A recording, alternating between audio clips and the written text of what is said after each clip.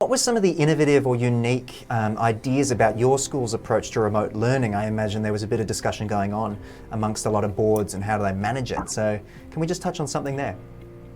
Yeah, look, for us, recognising that we pride ourselves on being adaptive to whatever the needs were. So we needed to be innovative, and for us that looked like enacting a phased approach. So recognising that at the starting point we needed to really address the questions of access and equity for every student so that learning could absolutely continue.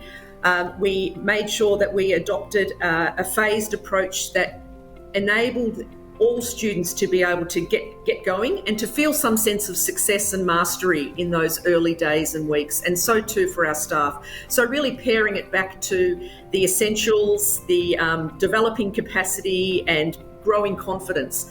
From there, we were able to... Can I ask you a question there, Elizabeth? I'm just very keen to ask you, how do you keep those students engaged at home? How do you make sure they're staying on track? It's a challenge.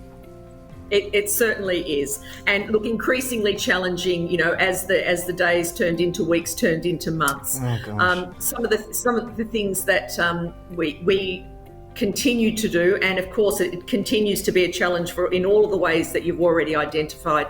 We really just tried to pair things back to what we considered to be essential. We also took in that people-centred approach. We determined that probably the best approach that we could take was to try to personalise the experience. So in terms of engagement, our strategy for engagement was about personalising.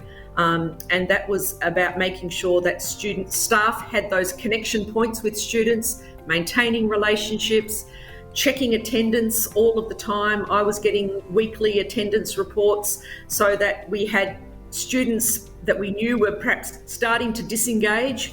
We had a strategy around reaching out to them and to their families to see what more we could do. And that's not taking away from the fact that it's been an ongoing challenge in that engagement space. Just on that, Elizabeth, what has been the impact on staff and student well-being? Just to wrap up the program today, days turning into weeks, turning into months. It's obviously a difficult time. Yeah, certainly. Look, it's certainly the frontier experience that schools are really grappling with at the moment. Beyond the engagement is the impact that this might be having on students and staff. And we have also very much recognised that it, in many ways, is wearing thin for students, and particularly at the senior end, where they have fear and concern mixed in with all of that feeding into their impact on wellbeing. We probably won't know the full extent of the impact on wellbeing for some time yet. But our approach in addressing that, again, has been trying to personalise individual care for every member of our community, whether a staff member or students.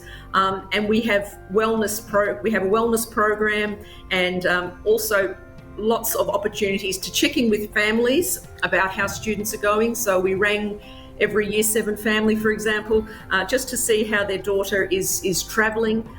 So really engaging parents and our expert team of wellbeing staff in making sure that wellbeing was addressed.